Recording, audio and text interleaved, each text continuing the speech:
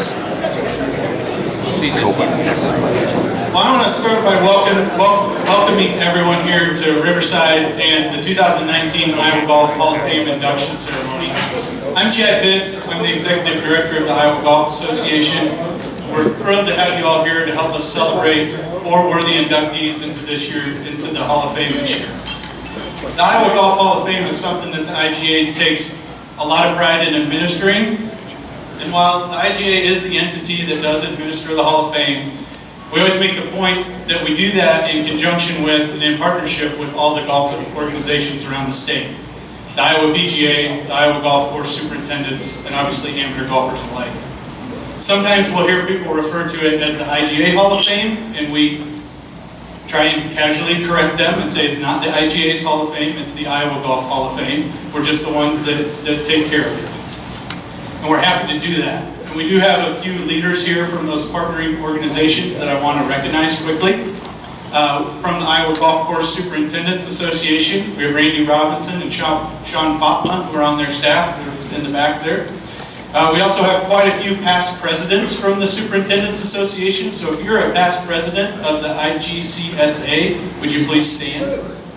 If you're not already standing, some of these people, that's a lot. Thanks for coming. From the Iowa Section PGA, their Executive Director, Greg Mason, is here. Greg, where are you at? Greg, thanks for helping us set up tonight. And we also have plenty of past presidents from the section. So if you're a past president from the section, would you please stand? No way, Chair. Awesome. And then from the Iowa Golf Association, our current president came all the way from Sioux City to be here with us, Mike Bate. Mike, where are you at? There you are. Thanks for coming. And I also want to point out the rest of the IGA staff who've done a ton of work in getting ready for tonight. Caitlin Hoganson, Nate McCoy, you guys met them at the registration table. Clint Brown standing back there, and then Bill Dickens is over here. Thanks guys for all of your work. I also want to point out and recognize all of the people who put in the time and effort each year to study, discuss, and debate who deserves induction into the Iowa Golf Hall of Fame. I'm speaking, of course, of the various committee members. Not all of them are here tonight, but a lot of them are. And I'm going to read off all of their names. And as I read off your name, would you please stand up, go ahead and hold applause till the end, and remain standing, committee members, as I read your name. The chairman is John Brown. You're going to be hearing from John Brown later tonight. On the nominating committee, Tom Christensen, Jerry Johnson, who I know is here, Leanne LaRocca, who's here, and also a member of the IGA board, Al Nelson, Rob Pomerantz, Ron Van Busker, Jeff Wendell, who's here tonight. Jeff, stand there. And then on the voting committee consists of Rick Brown. You'll hear a lot from Rick tonight. Gene Elliott, Mike McCoy, Bob Moreland is here, I know. Ken Shaw was able to make it. Thanks for coming, Ken. Dave Surgeon, Jeff Smith's here. Saw Jeff earlier. Doug Snook made the trip over. Thanks, Doug. And then George Turner and Steve Tyler rounded out. So give these ladies and gentlemen a big round of applause.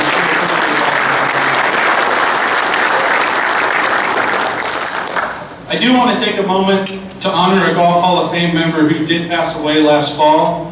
Lou Keene passed away at the age of 93 last October. Lou is mostly known in the golf world for the creation of the Amana VIP Pro-Am tournament at Finkbine, which was played from 1968 to 1990.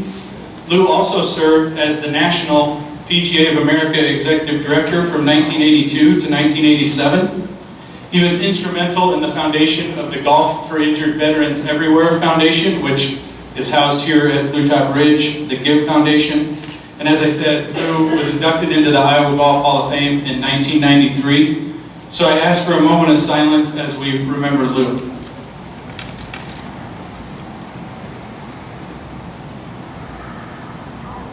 With that said, it is now my pleasure to hand it over to Rick Brown.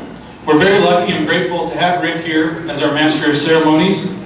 As I hand the reins over to him, I want to publicly thank him for all the hard work he's done over the last year and a half on a golf history book that I know he's going to tell you all about.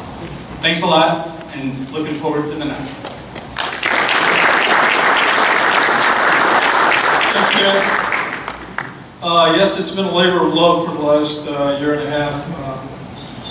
Doing research on a book is kind of like making a birdie in the hole. Stuff gets to be pretty exciting. The writing part of it, it's kind of like a bar, you know, with good moments and bad. But when the designer says, we need to shorten it, you got to rewrite it, it's making a double. Sorry. But anyway, I'm looking forward to the book coming out. The title's going to be Golden Harvest, Iowa's Rich Golf History. Got a couple little anecdotes kind of to serve as hors d'oeuvres of what's in the book. 1893, there's a guy named Andy Dude Bell of Burlington. He went to school at the University of Edinburgh, came back to Burlington and built 4 golf holes on his father's land. He claims to be, that's the first golf course in America. Now obviously there's a lot of debate about that. But the USGA Museum mentions Burlington in its list of the original golf courses in this country. Pretty neat. In 1904, Des Moines Golf and Country Club was building its second course. The Haskell ball was replacing the gutta percha, and Tom Bendelow was the architect of that course. Well, he realized the Haskell ball went a lot further, so he made the holes a lot longer. At the time, his design measured 6,827 yards, which was the longest golf course in the country. And they asked him why he did it. He said, because the Haskell ball is added length, so it's probably one of the few first times that in the U.S. that the course was designed to keep up with technology. 1911, the Iowa Amateur was played at both Waveland and Des Moines Golf and Country Club, and the courses at the time abutted each other. And it's the first time in American history that a state amateur was contested over 36 holes. 1920 and 21, Drake University won Big Ten golf titles. Back then, it was an invitational event. In fact, they didn't let them enter in 1923 because they'd won the first 2. So, to this day, Drake has more Big Ten golf titles than I, 2-1. We all know in 1934, Bobby Jones and Clifford Roberts, who's from Morning Sun, started the Masters. A few years later, George Minker, the athletic director at Iowa State, wanted to have a tournament, and he wanted to use the word Masters in his title. So very forward-thinking George was. He wrote Bobby Jones a letter asking permission to use the word Masters. And he also asked, could you send along an autographed picture so I can give the winner? Bobby Jones gave him permission, which is why it's called the Iowa Masters now. And Jones added a note. He says, your winner probably won't appreciate it much, but here's the photo and good luck to him. 1945, Phyllis Otto of Atlantic, you probably recognize that name. She won the last 3 holes of her match, including an eagle on the 18th hole, to beat Babe Dietrichs and Zaharias at the Western Amateur. It was the first match Babe lost in over 7 years. 1953, Bob Leahy won the Iowa Masters. Jack Fleck finished 16 shots behind Bob. 23 months later, Jack Fleck beat Ben Hogan to win the US Open. I didn't realize this. In 1957, Jack Rule was a freshman at Houston there to play golf. Guy Lewis was the basketball coach in his 3rd year. He became famous later for coaching the Phi Slamma Jamma teams. But Lewis saw Rule playing pickup basketball game and asked him to join the team. In fact, he put him on scholarship. He said, you can do both. So Rule went to practice back then. Freshmen weren't eligible. It was a freshman team. And Rule went through practice, and he had a Charlie horse in both legs, and he went to Lewis and said, I'm done. Golf is my sport. Andy Cohen, another Waterloo player, was on the LPGA tour at the time. She was with one of her old college rivals. They were both on tour, and they had some extra time, so they were kicking back in Phoenix. And her friend said, hey, there's this guy, he makes golf clubs in his garage. He's kind of an eccentric guy, but would you like to meet him? She said, sure. So they went over to this guy in his garage and messed around with clubs. His name was Karsten Solheim. 1962, Andy Cohen used a ping putter. The second player to ever use a ping putter in a tour event. And then party, one of my favorite ones, it deals with one of our inductees tonight. Sean McCarty was 7 years old playing the state Pee Wee Championship at Grinnell. And he's waiting to tee off first hole's a par 4. And Laurie Crawford, a Hall of Famer who who was running the tournament, told Sean, "You can go ahead and hit. You're fine."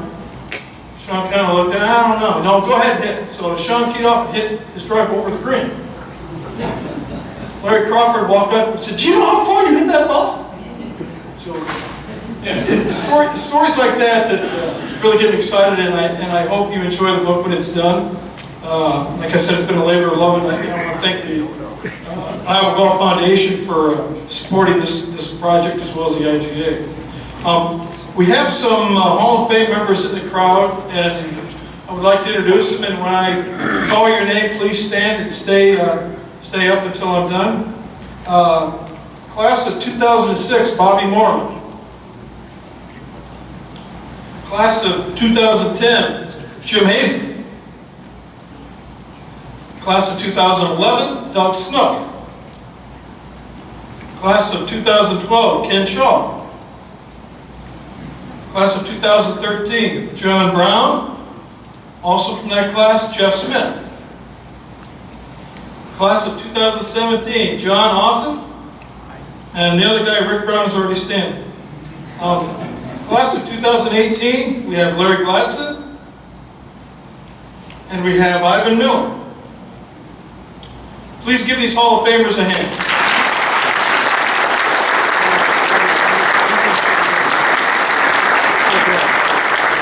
Now I'd like to hand it back over to Chad Pitts.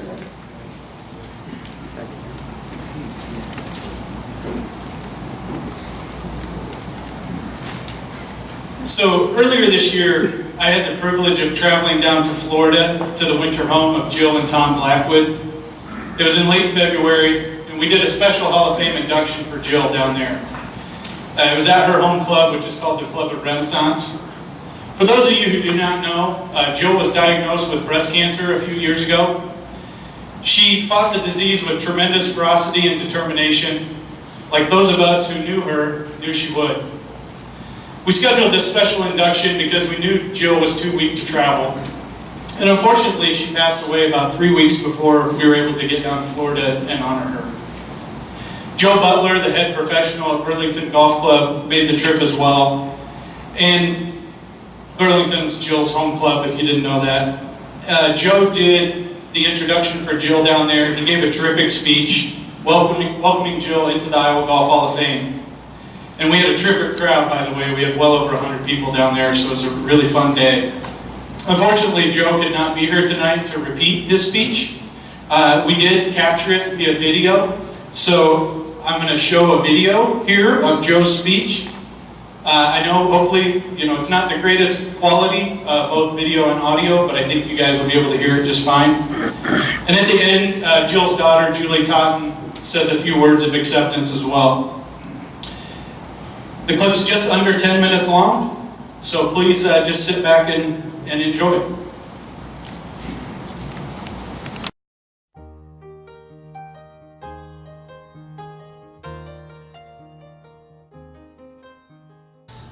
I was very excited. Chad called me back in early January, wanted me to join in a phone conversation to inform Jill on her election.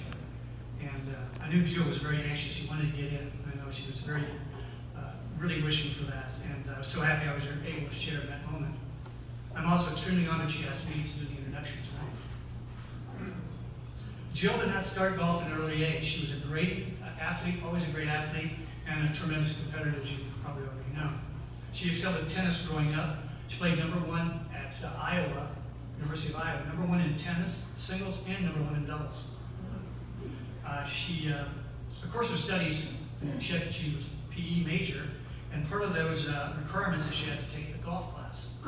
That didn't go very well. One of the requirements to pass the test, she had to get one shot in the air, 100 yards, with any club. Her proficiency level was so low, she had to take a mulligan and retake the class. Soon after that, she knew she would have to take up golf, because she and Tom were going to be a couple. Tom showed her how to grip the club and step to the ball so she wouldn't embarrass herself. But after slow progress, club member and Iowa Golf Hall of Famer Betty T suggested Jill take formal lessons from the current BGC pro. As luck would have it, another Hall of Famer, Iowa Golf Hall of Famer, was the head pro at the time, Chuck Olson. Jill began to improve and fell in love with the game. She would never know how far this game would take her. One of Jill's earliest successes was that of the girls' golf coach at Burlington High School. She led the team from 1977 to 1982. One of her proudest moments was when the 1980 team won Burlington's only state championship. Team member Janet Berry wrote her letter of recommendation for Jill. As my coach, Jill taught my team and myself the rules of golf, how to play with integrity, and how to compete. She held her teams to very high standards, both on and off the golf course. Through the game of golf, she taught us multiple life lessons and challenged us to set goals and to put in the time to achieve them. As a player, Jill dominated local golf. Among her many men's, and this gets a little monotonous, I apologize. She was a BGC Women's Club champion in 5 different decades. That's pretty cool. She won the Burlington Women's City multiple times. She was Southeast Iowa Women's Amateur Champion. She started playing the Forever 39 Championship in 1986. She made it to the finals of match play that first year. She would end up the runner-up, and she would also finish runner-up 3 more times in the championship. She won the Iowa Senior Women's Championship and also the Iowa Women's Super Senior Championship. At the 2012 Women's State Am at Des Moines Golf, she captured the regular division championship, which basically is everyone that's now a college student. Jill and Tom twice won the Iowa State Wife-Husband Championship, 24 years apart. First they won at the Brooks Golf Course in Okoboji in 1982, then at their home course at Burlington Golf Club in 2006. They were also runners-up on 3 different occasions. If you're going to win the state Wife-Husband, you had to beat Blackwood. Stick with that. Jill also won 3 BGC took 3 BGC teams to the Iowa Women's Golf Association State Team Championship. Nationally, Jill qualified for the United States Golf Association Senior Women's Championship in both 1998 and 2000. And if you qualify to play at any USGA event, you are a player. She represented Iowa also in the USGA State Team Competition in 1997-1988. As impressive as Jill's playing career is her work as a volunteer that really sets her apart. In our club directory, it lists her occupation as volunteer. How very appropriate. This lady kept busy. She spent most of her golf life volunteering for a wide variety of worthy causes. For the last 30 years, Jill's focus has been on golf. For over 30 years, she helped with the junior golf program at Burlington Golf Club, several years as the chairperson. Beginning in 1984, her attention was focused on her many roles for the Iowa Women's Golf Association. Her main concern was to promote the game of golf for Iowa's many women golfers. When it comes to contributing to the Iowa Women's Golf Association, it'd be difficult to find anyone who's done more for the association. After serving locally for the District 15 chairperson from 85 to 82, Jill was asked to serve on the Iowa Women's Golf Association Board of Directors. Her many roles with the IGA included, and this gets along too, course rater 91 to 98, director of the Iowa Women's Amateur for 8 years, director of the Iowa Senior Women's Amateur for 4 years, and site committee chair for 8 years.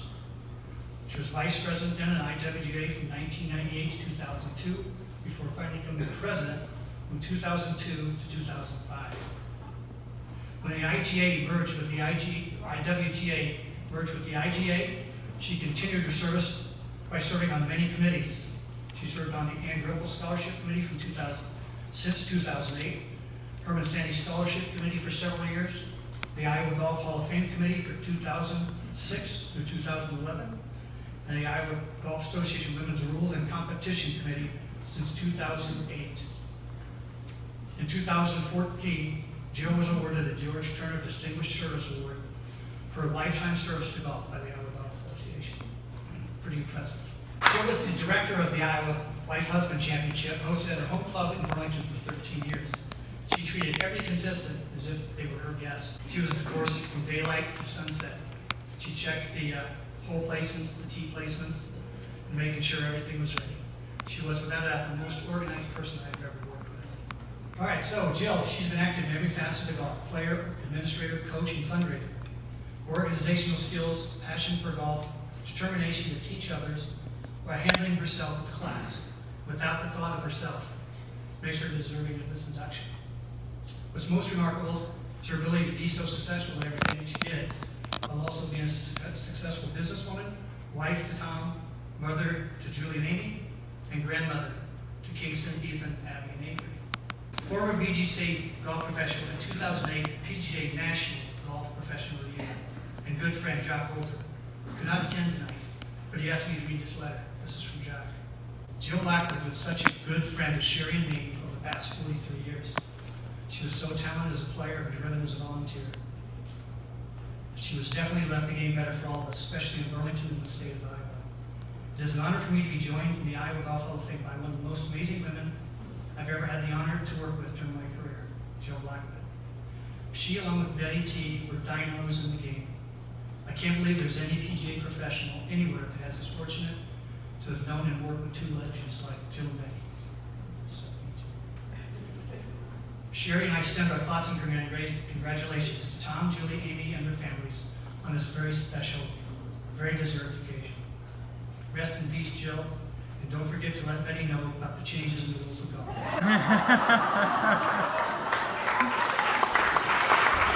Respected by all she came in contact, whether it be all the junior golfers she touched, fellow competitors, golf partners, fellow club members, employees of Sterling's, and all the committee and board members she served with. And all of her friends, and Jill had a lot of friends. But respect isn't given to anyone, it must be earned. And Jill earned that respect from everyone. She's also earned her membership in the Iowa Golf Hall of Fame. At this time, please join me in welcoming Jill Blackwood into the Iowa Golf Hall of Fame, accepting on Jill's behalf his husband Tom Blackwood, daughter Julie Totten, and daughter Amy Smith. Congratulations.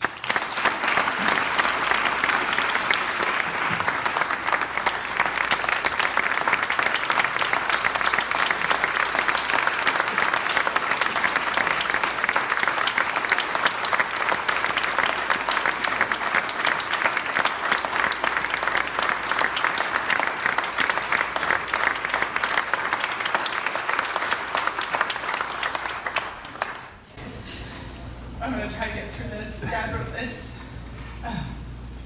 We very humbly accept this award on behalf of my mother, Jill. She proved her talent in competition time and time again. Dad especially remembers countless quality shots and putts she made when they were playing in the BGC Couples Championship and in the State Wife-Husband Championship to cover those mistakes he made. In reality, volunteering her time was her passion. Mom's devotion to the game of golf was incredibly strong. Her passing is a loss for all, and we can't say enough how much we appreciate each and every one of you for being here today.